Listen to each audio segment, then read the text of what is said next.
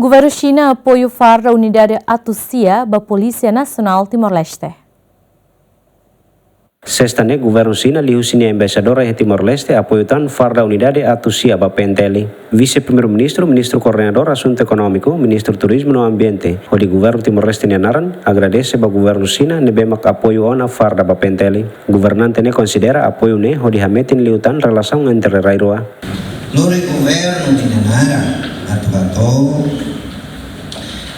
então toda a apreciação kalian para o governo China mais todo passa. Apoio concreto ou significativo e também a nós liu ao cara catou a minha agradecimento sincero para sua excelência embaixadora e também tinha compromisso ou contribuição e continua o desenvolvimento da minha instituição nacional de Nianaran.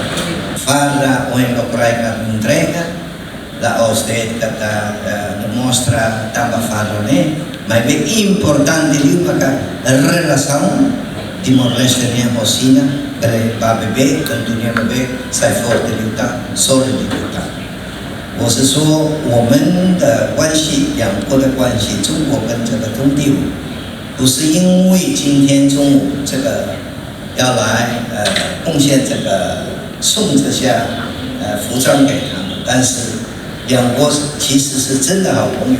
以后希望从其他方面，我们还是可以两国同时把关系搞得更好更好。谢谢我们大使，谢谢。Embaixadora China de Timor-Leste hateten, durante ne Laos Date Bafarda, mas o governo China apoia ona motorizada no futuro se apoio tan ba PNTL. PNTL mak protege a segurança ida para cidadãos Siranebe e a Timor-Leste.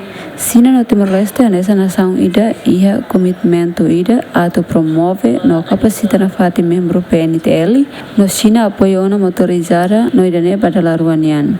Apoio tan farra ba PNTL Sira e futuro na fati a coordenação ba malu saída mak PNTL se precisa no halo cooperação na fati atau apoio ba PNTL.